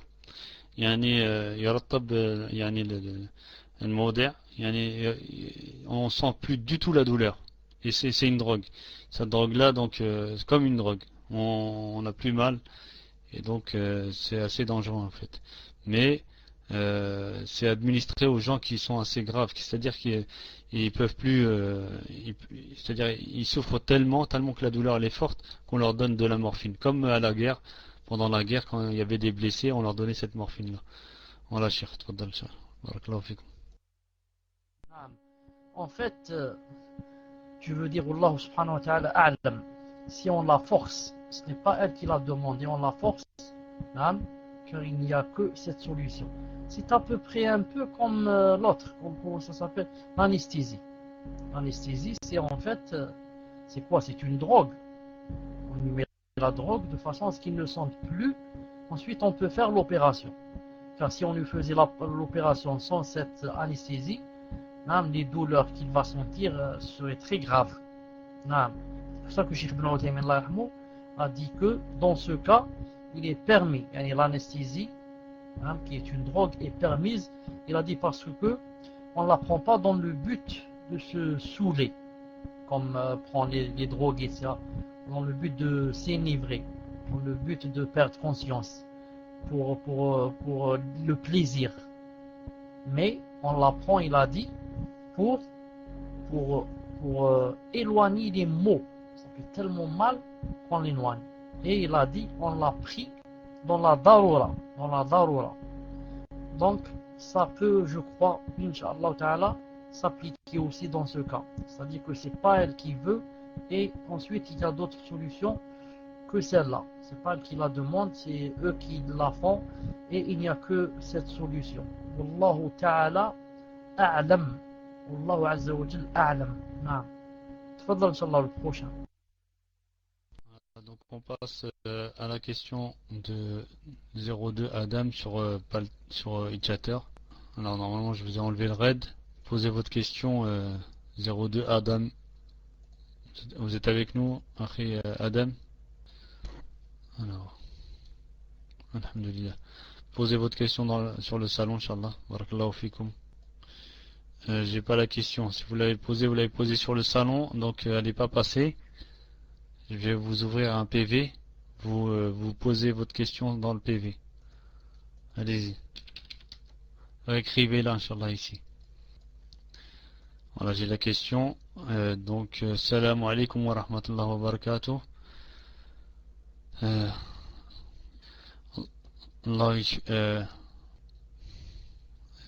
C'est mal écrit. Je vois mal. Non, parce qu'en fait, vous l'avez écrit en italique, on voit mal. Donc, une sœur dit, je suis une femme qui élève ses enfants seule en France, alors je suis obligée de travailler. on me demande d'enlever le voile au lieu de travailler. Est-ce que c'est permis dans la religion? Voilà, une seule question, Inch'Allah, hein, c'est comme ça, c'est la règle, une seule question. Donc la question, cher, je la répète, on ne sait jamais, salam alaikum wa rahmatullahi wa barakatuh. Une sœur dit, je suis une femme qui élève ses enfants seule en France alors que je suis obligé de travailler. On me demande d'enlever le voile au lieu de travail. Est-ce que c'est permis en religion? Voilà, barakallahu fikum, cheikh. Wa alaykum salam wa rahmatullahi wa barakatuh. La hawla wa la quwwata illa billah al-ali al-azim. Ce n'est pas permis, ce n'est pas permis d'enlever le voile, car enlever le voile, c'est quoi? C'est l'une des raisons qui interdit l'accès au paradis demain devant Allah Azza wa Jal. Enlever le voile, ça veut dire c'est s'interdire l'accès au paradis demain quand on rencontre Allah Azza wa Jal, comme dans le hadith authentique quand il a dit alayhi salam kasiyat ariyat la yadkhulna al-jannah wa la yajidna rihaha. Il a dit que non seulement elles ne vont pas rentrer au paradis, celles qui sont comme ça, mais encore elles vont même pas sentir son odeur. Alors le paradis a une odeur, elles vont même pas sentir son odeur. Donc cette femme, au lieu d'enlever le hijab, elle va essayer comment changer de travail, comment faire des doigts pour que Allah Azza wa Jal ou bien lui fasse changer de travail, lui trouve un autre travail, ou bien comment qu'elle se marie, et comme ça elle reste à la maison avec les enfants et c'est le nouveau mari qui va travailler, ou bien comment quitter le pays et aller vers un pays musulman où on ne demande pas à la femme d'enlever le voile. Et c'est là, bien sûr, alhamdoulilah, la faveur qu'il y a pour ceux et celles qui vivent dans un pays islamique. Donc, Inch'Allah Ta'ala, elle ne doit pas enlever le voile. Et maintenant, si vraiment, khlas, elle est dans la daroura et que khlas, il n'y a plus rien à faire, etc. Au moins, yani, elle fait son possible pour avoir toutes les parties qu'elle ne doit pas montrer à l'homme, qu'elle doit être cachée. Elle doit avoir les cheveux cachés, elle doit avoir les bras cachés, les jambes cachées, s'habiller en large, et comme ça. Et c'est yani, pour ne pas, si je puis dire, yani, mieux que se montrer. Donc vraiment aller dans la darura, elle s'habille d'une façon, yani, elle doit cacher ses cheveux, cacher son cou, cacher les mains jusqu'au poignet, cacher ses jambes avec quelque chose de large, hein, sans montrer que c'est un habit islamique, sans le montrer, jusqu'à ce que Allah lui fasse la solution. Allah subhanahu wa ta'ala alam. Tfaddal. Donc, Inch'Allah, on a dit une seule question, pas deux. Donc, après Adam, voilà, le cheikh il a répondu à votre question, c'est la règle. Il faut un minimum de règles pour que donc il y ait un semblant d'ordre sur les salons, Inch'Allah. Barakallahu fik. Donc, cheikh il jugera lui-même, il vous répondra. Donc, je vais lire la question, cheikh, du frère Mohamed de 3460. Tout à l'heure, il était là, mais elle n'est pas passée sa question, donc je la lis. Salam alaikum wa rahmatullah, cheikh. Une sœur demande, c'est une question qui est sur le pal, hein, cheikh. Salam alaikum wa rahmatullah. Cheikh, une sœur demande, je suis au lycée et l'heure du Maghreb et à l'heure où je suis dans le bus. Ici, le Maghreb, il est à 17h19 et j'arrive chez moi à 6h. Sachant que si j'attends d'être rentré chez moi pour la faire, elle sortira de son heure. Et sachant que le prochain bus est à 19h. Et que mes parents ne me laissent pas rester à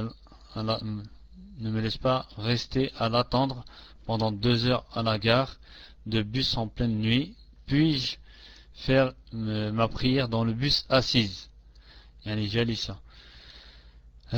Si oui, comment dois-je faire par rapport à la Qibla, vu que le bus n'est pas dans le sens, dans la direction, et qu'il m'est difficile de mettre dans son sens, sachant que l'espace, on le sait, qu'on est dans le bus, on ne sait pas où est la Qibla, si c'est derrière ou à droite ou à gauche.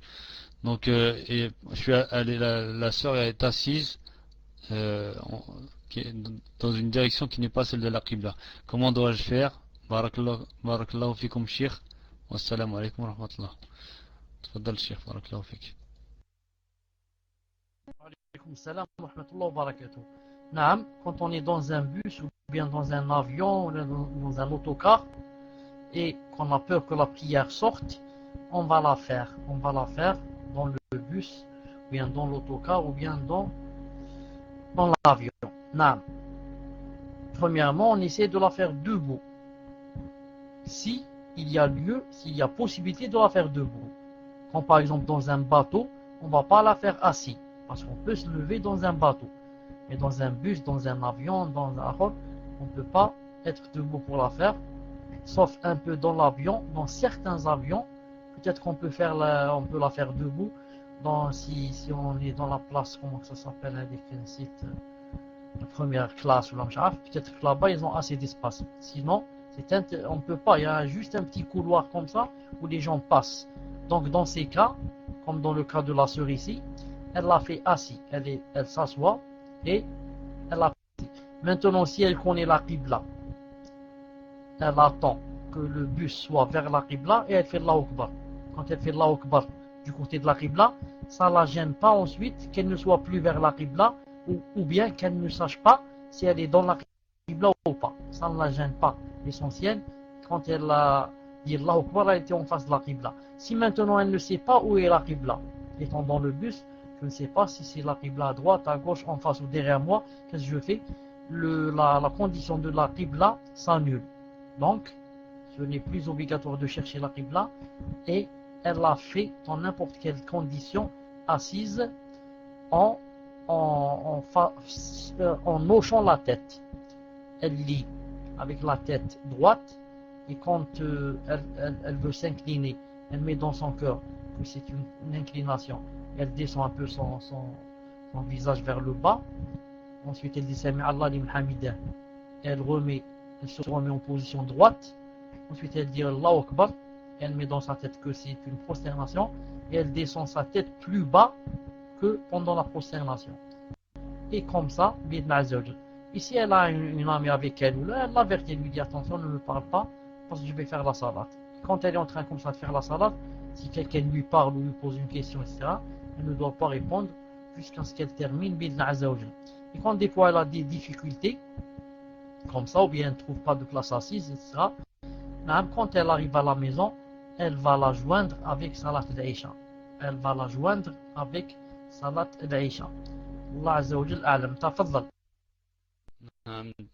Donc on va passer à la question de Minhaj al-Haq, Inch'Allah.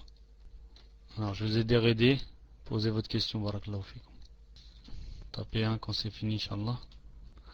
Quand la question est terminée, Inch'Allah, mettez 1. Salam alaikum wa rahmatullah. Pour commencer, si je peux me permettre, barakallahu fikum, patienter et éviter d'envoyer des nudges aux admis pendant le dars, au moins par respect pour le shir et pour les frères qui aident shir, parce que nous on fait que l'aider, on n'est rien nous. Yashir, puis-je poser une question pour mon ami qui n'a pas de pâle, et une autre pour nous? Jazakumullah khair. Je m'excuse de vous importuner à chaque fois avec mes deux questions. Donc la question de la sœur, elle a une infection derrière l'oreille. Celle-ci a été plusieurs fois traitée, mais ça ne guérit pas. Et ça s'empire depuis quelque temps. Elle n'est pas sûre, mais cela peut provenir des ablutions. Donc elle demande si elle peut faire tayammum en attendant que ça guérisse, Inch'Allah. Barakallahu fikum, cheikh. Je vous passe le micro. Wa alaykoum salam wa rahmatullah. Je n'ai pas bien entendu où se trouve la plaie. Répète, Inch'Allah Ta'ala, par rapport à la plaie. Tfadhal. La plaie, en fait, elle se trouve derrière l'oreille. Derrière l'oreille, cheikh. Derrière l'oreille, c'est bien ça. Si la plaie est derrière l'oreille, hein, je ne vois pas qu'est-ce qu'elle a à voir avec les ablutions, puisque quand on termine les ablutions, quand on arrive à l'oreille, on met à l'intérieur, on passe juste les doigts le pouce comme ça derrière l'oreille. Si maintenant elle sait qu'elle ne peut pas, elle a peur de toucher la plaie, etc. Qu'elle passe alors ses deux doigts au-dessus, derrière l'oreille, non mouillé. Les essuies, elle les passe. Elle touche sans les mouiller, sans mouiller la plaie. Ensuite, elle termine ses pieds. Donc je ne vois pas ce qu'elle veut dire exactement. Maintenant, si elle veut dire pendant les grandes ablutions, elle a peur de l'eau. Elle a peur de l'eau, elle a peur de la plaie. Dans les grandes ablutions, elle peut laver seulement les parties où il n'y a pas la plaie. Elle lave par exemple du cou et elle descend, et à cause de son oreille qu'elle n'a pas touchée, elle peut faire quoi? Elle peut faire le tayammum. Elle peut faire le tayammum. Quand on a une plaie quelque part dans le corps, et que cette plaie on ne peut pas la toucher avec de l'eau, et qu'on peut toucher les autres membres qu'on doit toucher avec l'eau pour les ablutions, dans ce cas, on laisse la plaie, on ne la touche pas, on touche les autres membres, on les lave, et quand on termine, on fait le tayammum juste pour la plaie, dans l'intention que c'est pour la plaie que je n'ai pas touché. Comme ça, on a joint entre les deux, on a joint entre les ablutions pour les autres membres et le tayammum pour la plaie. D'après la règle qui dit الميسور لا يترك بالمعسور. نعم الله عز وجل أعلم. نعم طيب تفضل. Donc je cherche une question. La sœur a demandé donc si elle pouvait poser sa question à elle, parce qu'elle a posé une question d'une sœur qui n'avait pas le PAL. Est-ce qu'elle peut poser la deuxième question ou pas? En vérité, on a dit ça tout à l'heure. Je vais lire la question suivante et vous répondrez tout à l'heure, Inch'Allah. Donc c'est une question, je vais vous la poser en français, Cheikh. Et vous allez répondre, Inch'Allah, barakallahu fikum, en arabe, en darija. Donc ça rejoint une question qui a été posée tout à l'heure. Donc une musulmane commet-elle un péché en retirant son voile dans son lieu de travail ou lorsqu'elle va à l'école pour respecter la loi française ou un règlement intérieur de cette école-là, tout en sachant que ce sont des lieux où il y a la mixité. Alors comment réagir quand les parents, yani al-walidayn, insistent pour que leur fille retire le voile? Ils insistent pour qu'elle enlève son voile et qu'elle aille à l'école et qu'elle aille travailler. C'est ce qui se passe beaucoup en France. Il y a des parents qui forcent leur fille à enlever le voile. Barakallahu fikum. Inch'Allah, répondez en darija. Jazakumullah khair, Cheikh. Qu'est-ce que tu veux dire ici par darija? En arabe algérien, dialectique, qu'est-ce que c'est ça? Naam, bismillahirrahmanirrahim, salatu wassalam, ashraf al-mursalin. الرسول عليه الصلاة والسلام يقول لا طاعة لمخلوق في معصية الخالق. يعني في الإسلام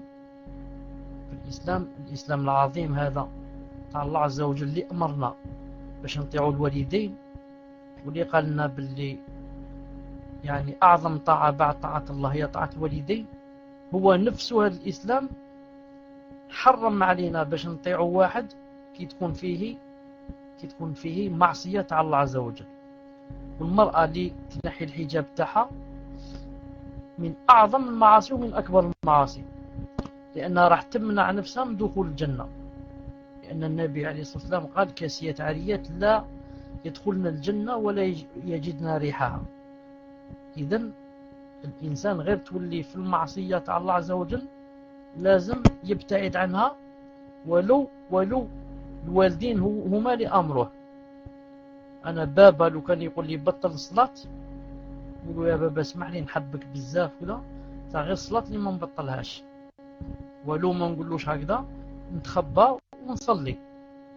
ونفس الشيء وكان جيت امرأة بابا يقول لي لازم تنحي الحجاب، نقول أنا الحجاب ما نقدرش نحيه، لأن هذه عبادة بيني وبين الله سبحانه وتعالى، وغدوة كي نولي داخل النار ماشي انت اللي راح تسلكني ولا فرساني وضغط عليا، نديرو برا وما نديروش في الدار، ونديرو بالتخبيه ونديرو هكذا لكن ما نطيعش والديا في حاجة اللي راح تدخلني النار، لأن والديك غدوة ما يقدروش يسلكوك، وغدوة والديك يقول لك احنا واش تحب انت علاش تبعتينا، احنا قلنا لك هكذا ما لازمش تطيعينا، انت طعتينا ضربي راسك. هكذا يقول الشيطان ثاني يوم القيامة، يقول للناس انا ما قلتلكمش تبعوني بالسيف، انا قلت لكم فقط ديروا هذاك الحرام وانتم ما درتوه. هكذا يوم القيامة تشوفي روحك محرومة من الجنة، تبداي تقولي وكان عرفت ما نطيع لا بابا لا يما لا خالي لا جدي لا لا لا لا. فنطلبوا من الله سبحانه وتعالى يهدي هاد الوالدين اللي في عرض يحرصوا على أولادهم كيفاش باش يدخلوا الجنة، كيما راهم حارسين عليهم من لهنا باش يخدموا باش يجيبوا لهم الدراهم وباش يديروا لهم الدبلوم، كان جاو يحرصوا عليهم كيما هم حارسين على هذاك الشيء يحرصوا عليهم على الجنة كيف باش يدخلوها، وعلى النار كيفاش باش يبعدوا عليها. معليش المرأة كي دير دراهم، معليش المرأة يكون عندها دبلوم، بصح تخمم على الجنة أكثر من اللي تخمم على الدبلوم. نعم، نسأل الله عز وجل يهدي الوالدين تاعنا ويخليوا أولادهم يعني يعبدوا الله عز وجل ويعاونوا أولادهم باش يدخلوا الجنة وما يكونوش غدوة في جهنم والعياذ بالله. نعم، تفضل إن شاء الله تعالى. dernière question. Donc on va passer à la question de tawakkul, Inch'Allah. Je vous enlève le raid. Et donc, Inch'Allah, pour la prochaine fois, une question par personne. Barakallahu fikum. Essayez de comprendre. Le cheikh, il n'a pas tout son temps. Donc on profite de son temps, Inch'Allah. Donc, essayez de comprendre aussi. Barakallahu fikum. Donc, salam alaikum, cheikh. Quel est, à la lumière du Coran et de la Sunna, le statut de Tabarruk, qui consiste à chercher la bénédiction d'Allah par la trace du prophète alayhi salat wassalam, ou des vertus, les pieux, sachant qu'on observe des soufis rechercher la baraka par des cheveux ou des biens censés avoir appartenu au prophète sallallahu alayhi wa sallam, ou faire des choses de ce genre. Barakallahu fikum.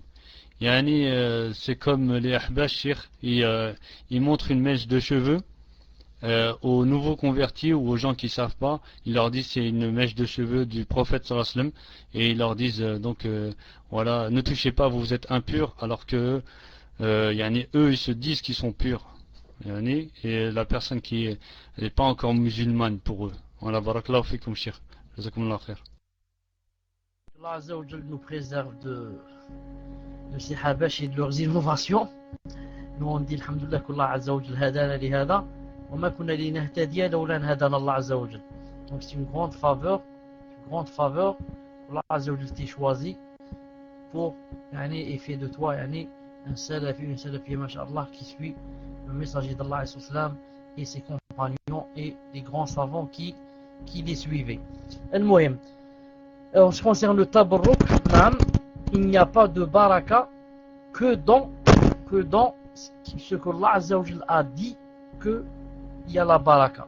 C'est-à-dire que en islam, on ne peut pas dire par exemple que telle personne a la baraka, je prends ses cheveux, etc. Sauf si, comme j'ai dit tout à l'heure, c'est Allah Ta'ala qui a dit, ou bien le messager d'Allah Ta'ala qui a dit qu'il y a la baraka. Comme par exemple le Masjid Al-Aqsa, il a dit barakna fihi, et comme ça. Al-Muhim, à part le messager d'Allah alayhi salam, il n'est pas permis de faire le tabarruk sur une autre personne, même si cette personne c'est un grand savant. C'est-à-dire si Ibn Taymiyyah rahimahullah était vivant, il serait interdit de prendre un cheveu de lui ou là quelque chose pour faire la baraka et tabarruk. Naam. Et ce qui appartient au messager d'Allah sallallahu alayhi wa sallam, il n'existe plus de nos jours comme ça, des mèches ou là ceci cela, à part certaines choses vraiment qui se comptent sur le bout de doigt, que certains disent qui se trouvent dans certains musées comme son épée, etc. Mais ce ne sont pas des choses qui se trouvent à la portée de tout le monde comme ça dans la rue. On te dit voilà une mèche, voilà ses angles, voilà. Tout cela, ce n'est pas vrai et ça rentre dans le charlatanisme. Ce sont des choses avec lesquelles qu'on fait comme ça pour attirer les gens qui ne connaissent pas le din, c'est tout. Qui ne connaissent pas le din. Le vrai tabarruk, si tu le veux, c'est que tu suives le messager d'Allah dans son comportement. Tu fais le siyam le lundi, jeudi, 13, 14, 15. Tu t'habilles comme lui, tu parles comme lui, tu fais la prière à l'heure comme lui, tu as un bon comportement avec les gens. Tout ça, c'est tabarruk que Allah Azza wa Jal aime, qui va rentrer au paradis. Sinon, toutes les autres choses, il faut s'en éloigner, bi'idna Azza wa Jal. Ensuite, je ne sais pas pourquoi je viens de voir ici un sou'al en rouge qui est depuis tout à l'heure ici. Comment la femme musulmane pourra savoir que l'homme qui demande sa main est un homme bien, surtout pour une femme divorcée qui ne veut pas échouer une deuxième fois. Barakallahu fikum. La réponse, elle doit d'abord, Inch'Allah Ta'ala, faire la salat istikhara pour demander à Allah Azza wa Jalla de lui choisir. Deuxièmement, elle doit faire beaucoup de doigts. Et troisièmement, elle doit demander à l'entourage de cet homme. Elle doit demander à l'entourage de cet homme, aux gens qui le connaissent. Elle fait tous ses efforts et elle fait quoi? Elle fait, comment on dit ça? Elle fait, attendez, je connaissais le mot, je l'ai oublié. Elle fait, disons, une petite recherche, une recherche. Elle fait comme ça, une petite recherche pour arriver à savoir, qui est cet homme, bi'idna Azza wa Jal. Qui est cet homme, il fréquente qui? Quels sont ses défauts? Est-ce que c'est le genre qui prie? Est-ce qu'il prie à l'heure, etc. Surtout si c'est un deuxième mariage, elle ne doit pas se jeter. Elle ne doit pas se jeter vers le premier. Ensuite, elle va regretter si c'est un deuxième mariage. Maintenant, elle a déjà assez souffert. Elle doit aller doucement, faire beaucoup de doigts à Allah et lui demander qu'il l'aide. Et elle, de son côté, elle fait une enquête. Bidna Azza wa Jal, et elle demande à son entourage de l'aider, de lui donner des conseils, Inch'Allah Ta'ala.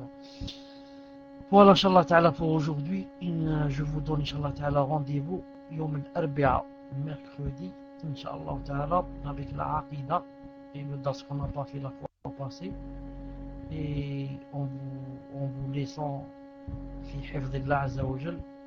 Je demande à Allah Azza wa Jal tout-puissant qui nous donne la sincérité, qu'il raffermisse nos cœurs et qu'il nous aide dans la da'wah, et qu'il nous aide dans cet islam, et qu'il fasse de nous des pieux, et qu'il nous donne la sincérité, et qu'il nous ouvre toutes ses portes, et qu'il éloigne de nous tout mal, et qu'il nous ouvre les portes de son paradis, et qu'il nous fasse mourir musulmans, et qu'il aide nos enfants et les nécessiteux de nous, et qu'il guérisse tous nos malades. Subhanakallahumma wa bihamdik, ashhadu an la ilaha illa ant, astaghfiruka wa atubu ilayk. Assalamu alaikum wa rahmatullahi wa barakatuh.